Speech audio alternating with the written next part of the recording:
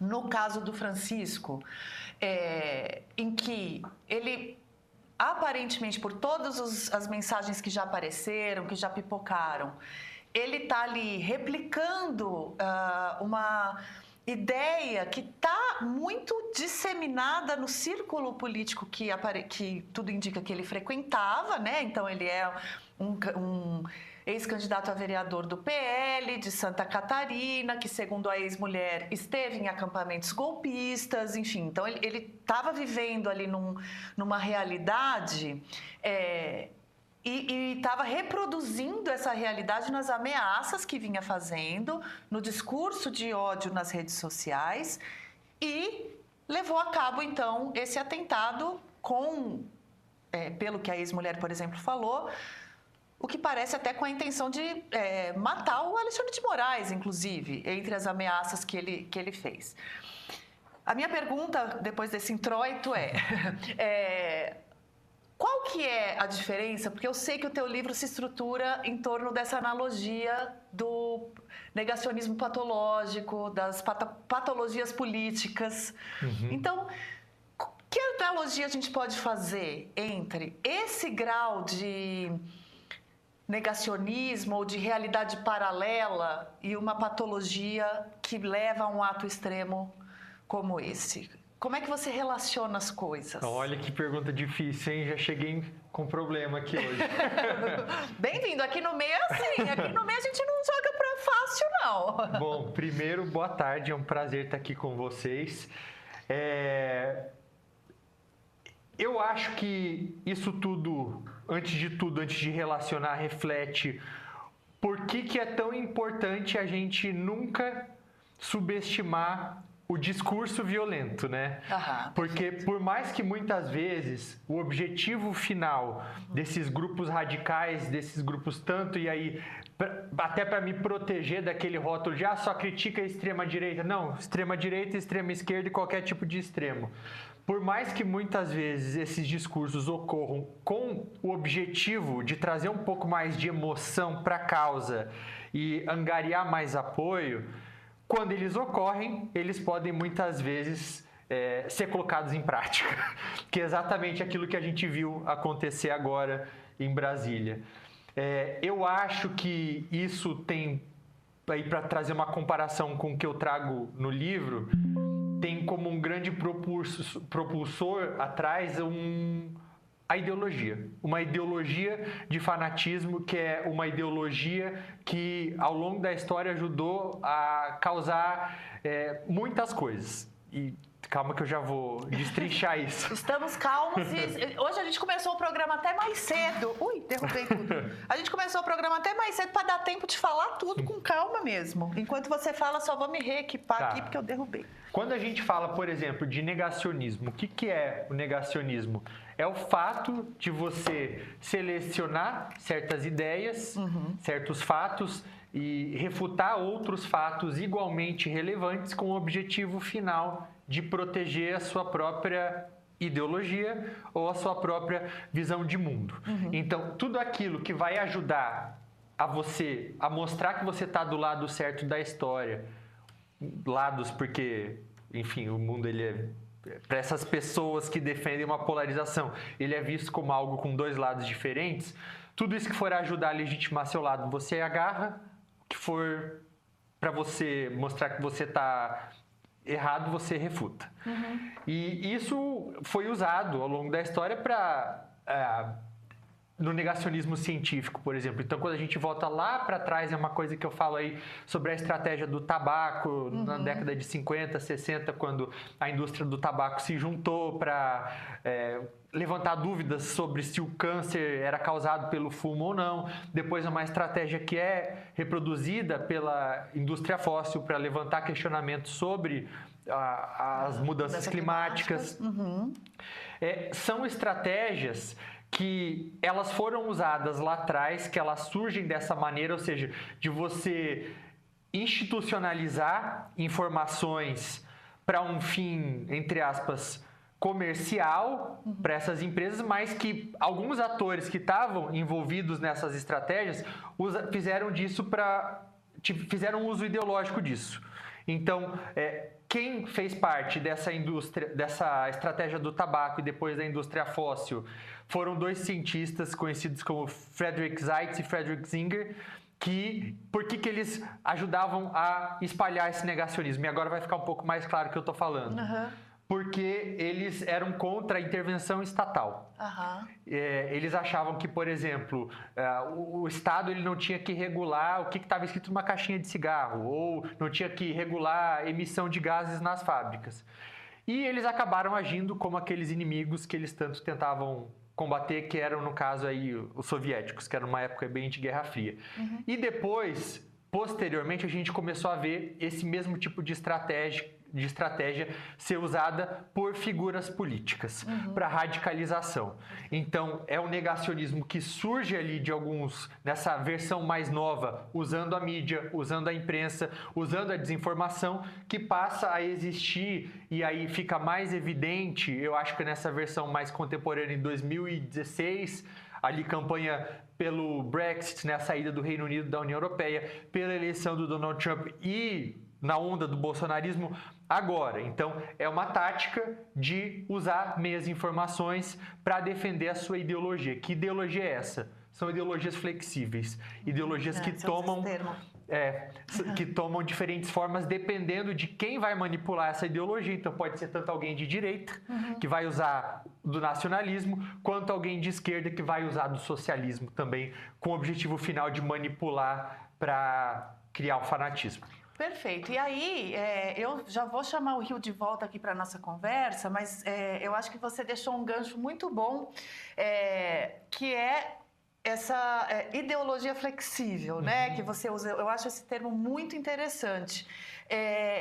E como o populismo é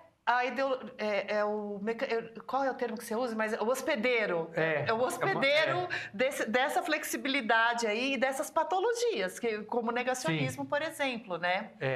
E dependendo da forma, ou seja, dependendo da sociedade, você vai trazer isso de uma forma diferente, para que mais se enquadre naquilo que o populista enxerga como sendo a demanda que parte daquela população. Então, em um país como o Brasil, e a gente acho que ficou um pouco mais evidente agora depois das eleições municipais, né, que o que tem sido falado, e eu concordo com essa análise, é que a esquerda perdeu um pouco a identidade. Eu acho que ela se esqueceu que ela está num país conservador, foi muito para aquilo que as pessoas chamam de progressismo, que os bolsonaristas chamam de wokeismo. Eu odeio essa palavra woke, eu odeio esse termo. Eu discordo dele, mas eles chamam disso. E perdeu o contato com a base, né?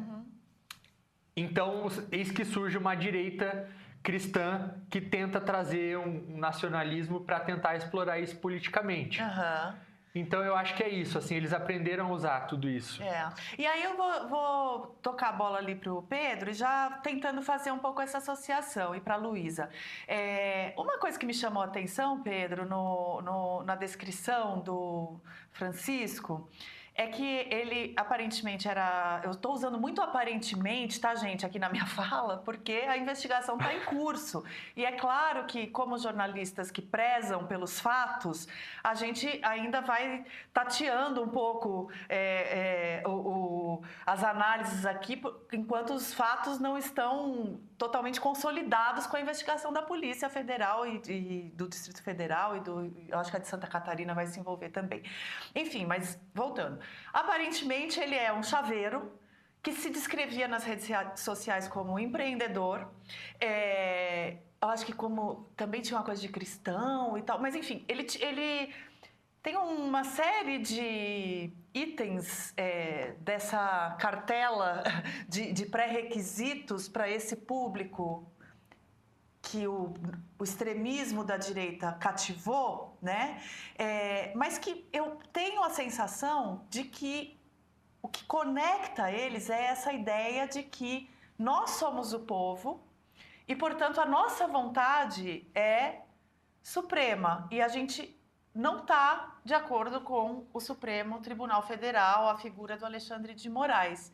E aí chega esse ato violento, absurdo, né? Então eu acho que tem queria te jogar essa bola para você entrar aqui na conversa. Como é que você enxerga esse elemento da pessoa se enxergar como povo, parte do povo escolhido, né? E que então essa vontade se sobrepõe a qualquer outra.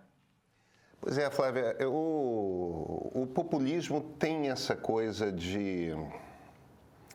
O Urian define bem populismo, mas no fim das contas o populismo é um truque, né? Um truque retórico, em que você conta uma história. Essa história pode se mostrar de muitas formas diferentes, mas a ideia essencial, a ideia arquetípica dessa história é: o povo quer a felicidade, existe um grupo dentro da elite que, de alguma forma, impede que o povo alcance a felicidade. Então aparece um líder popular que vai lá, vai derrotar esse pedaço da elite, que é muito poderoso, às vezes é oculto, às vezes é explícito. Ele vai vencer esse grupo da elite e, no momento da vitória, trará a felicidade ao povo. Agora, o barato do truque populista é que, uma vez chega o líder ao governo, mesmo que ele esteja no governo, mesmo que ele seja o presidente, esse grupo da elite é sempre muito mais poderoso e ele é oculto. E aí você pode começar a meter umas teorias conspiratórias ali no meio, assim, para poder explicar por que o chefe, por mais que ele queira levar a felicidade do povo, ele nunca consegue de todo vencer esse grupo da elite. Então, Donald Trump se refere ao Deep State. Adolf Hitler botava os judeus nesse lugar com a teoria da facada nas costas no momento da paz na Primeira Guerra Mundial. Você tem os banqueiros, você tem... os ministros do Supremo, você tem a mídia, né? A mídia golpista, Globo Lixo, todos... Somos aí você, né, Flávia? A gente está sempre querendo impedir que a democracia se concretize na pátria brasileira. Então, no fim das contas, a coisa é essa. É inevitável, principalmente quando você pega um populismo autoritário, nem todo populismo é autoritário. Populismos podem conviver dentro da democracia. A gente está vivendo um período de populismo, principalmente na extrema-direita, que é um populismo que é também autoritário. E parte desse mito, dessa mitologia bolsonarista, bota como um dos principais vilões que impedem a governança, impedem a verdadeira democracia, o Supremo Tribunal Federal. Por que o Supremo Tribunal Federal? Porque o Supremo é, de fato, o pedaço dos três poderes que resistiu ao Bolsonaro quando o Bolsonaro estava na presidência. Agora, deixa eu chamar a atenção para um comentário que eu acho interessante, que está no nosso chat aqui. Carlos, me permite, você me desculpa citar o seu nome, mas você citou em público, então eu quero trazer aqui. Carlos de Lima. Eu não alinharia Rio Centro com Adélio, porque o primeiro caso eram militares contrários à redemocratização do Brasil. Já o segundo foi uma facada, entre aspas, sem sangue. Por que esse comentário é interessante? Porque o que o Carlos, na verdade, está fazendo é lançar mão de uma teoria conspiratória da esquerda, a de que a facada não existiu porque não aparece sangue. E uma quantidade imensa de pessoas, inclusive pessoas inteligentes, se convenceram de que um troço desse é patentemente verdade. Primeiro, não existe nenhum mistério em uma facada não tirar sangue, porque o sangramento pode ser interno. Aliás, é razoavelmente comum que aquele tipo de facada não espirre sangue. Tipo, a vida real não é cinema do Sam Peckinpah, entendeu? Que a cada bala que você atira no sujeito é um jorro de sangue para fora, tudo mais. Fica bonito no cinema, tudo mais, mas no mundo de verdade não é assim. Com frequência, facadas entra e o sangramento interno, o que é muito mais perigoso. Se o sangue saísse para fora, a vida da pessoa seria menos ameaçada. A biologia é mais complexa do que o cinema, as histórias e quadrinhos.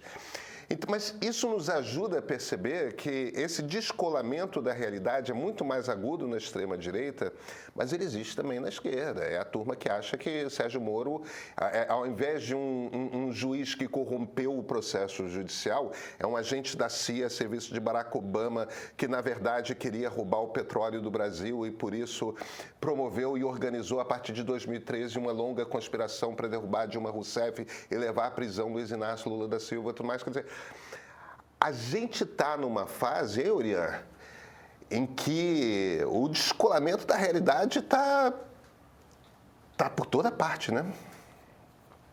Eu queria aproveitar para fazer mais uma colocação a respeito do que o Uriel falou sobre a necessidade de você prestar atenção ao discurso de ódio, né? De não adotar aquela postura de que ele está falando, mas ele não vai fazer, mas num contexto onde a gente tem internet, porque discurso de ódio existe, não é de hoje, mas na internet isso se prolifera muito rápido. Essa pessoa tinha diversas postagens falando em atacar o STF, em fazer justiça com as próprias mãos. E claro que tem muitas postagens que aparecem na internet sobre isso e que não se consolidam, mas me parece que a gente tem que olhar para isso com mais atenção, né? Porque a gente teve atentado no dia da diplomação do Lula, depois no 8 de janeiro, mais um agora. Então, parece que as forças de segurança brasileiras precisam olhar para isso com mais cuidado também, né? Como é que o Uriel vê essa questão? Eu concordo 100%, assim, não tenho dúvida. Quando eu falo que isso não pode ser subestimado, é justamente por conta disso, né? Até que ponto aquilo se torna apenas um discurso para atrair, para fazer um movimento crescer e que se torna algo prático, como a gente viu. Por isso que tem que ter regulamentação, na minha visão, de redes sociais, disso tudo, porque esse tipo de coisa, esse tipo de postagem não pode ser aceito em uma democracia.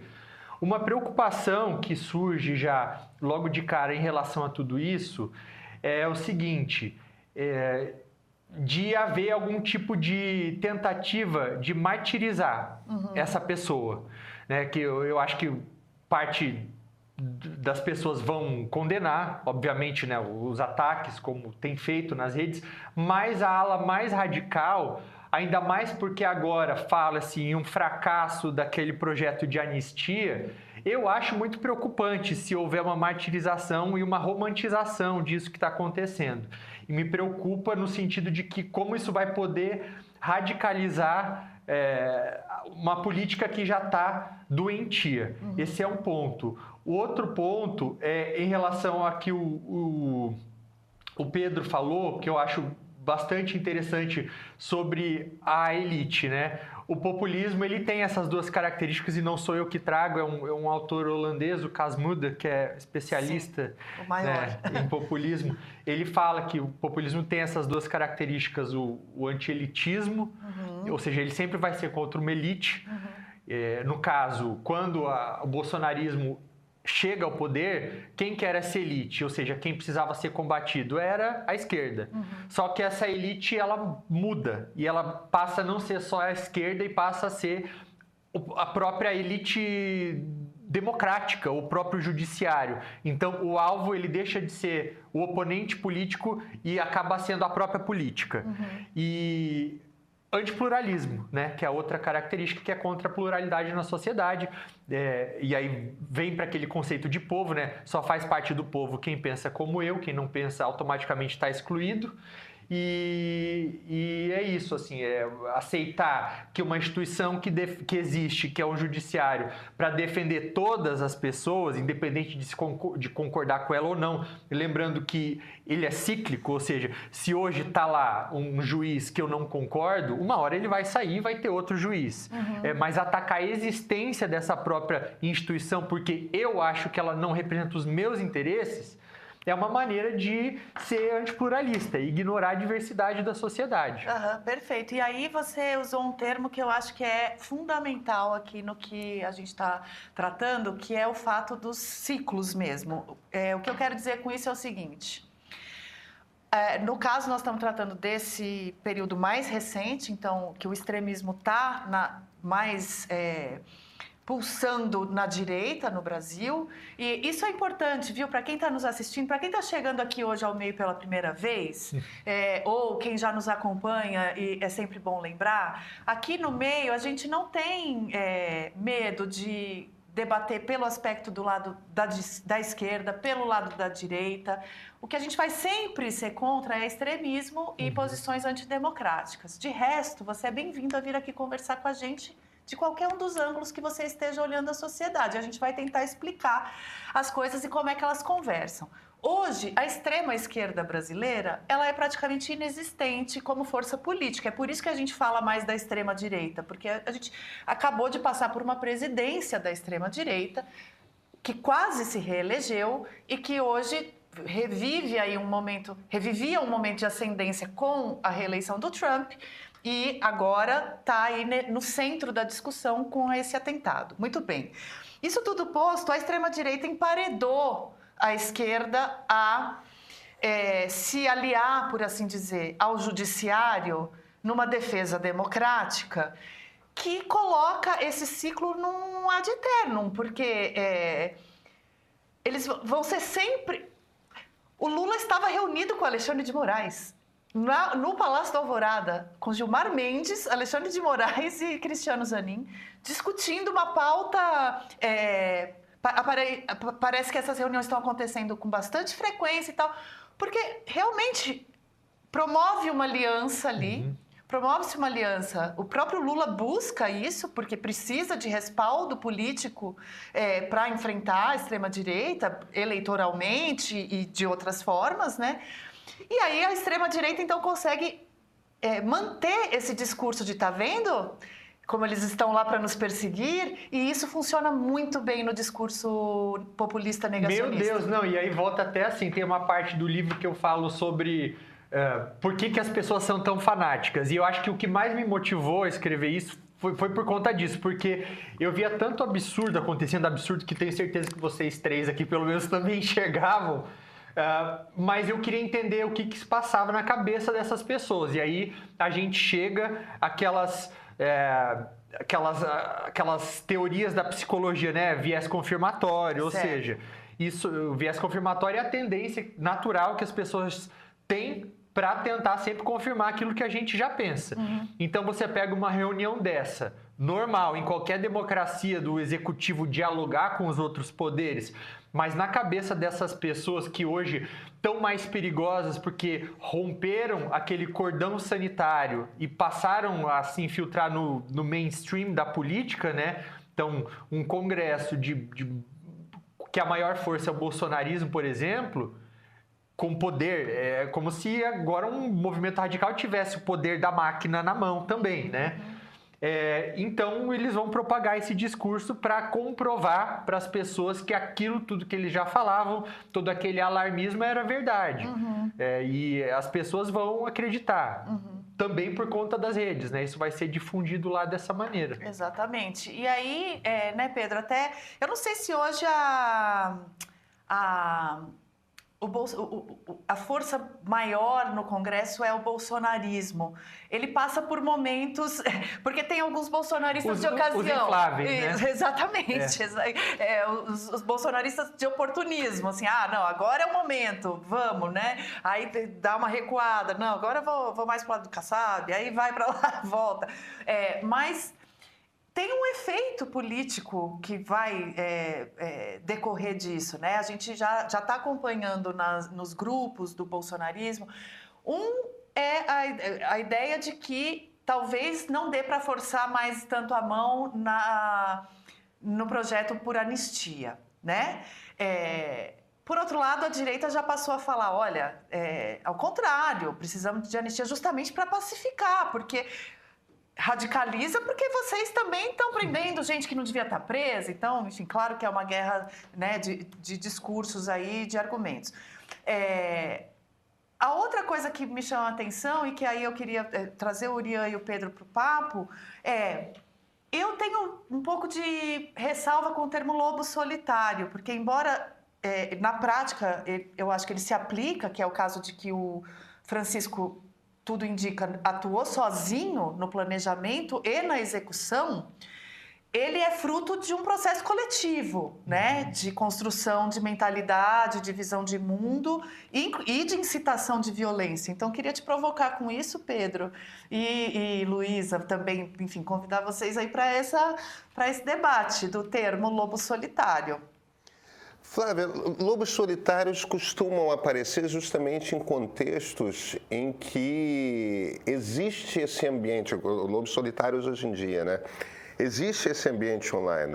Quando a gente usava no momento do auge do ISIS, a Al-Qaeda já enfraquecida, e aconteceram alguns atentados na França, alguns atentados na Inglaterra,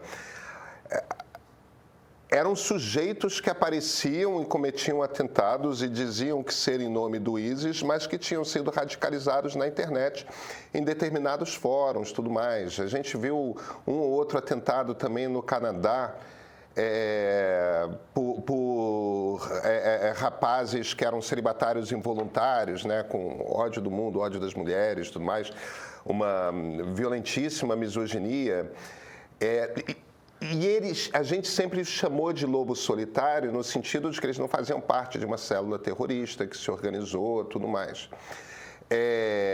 Então, haver lobos solitários não quer dizer que eles estejam descolados de um mundo onde essas teorias conspiratórias não estejam circulando avidamente e tudo mais. Pelo contrário, lobos solitários se tornam um risco maior, o surgimento de lobos solitários, justamente quando o discurso de ódio em nome de uma determinada causa está pegando fogo pesado na internet.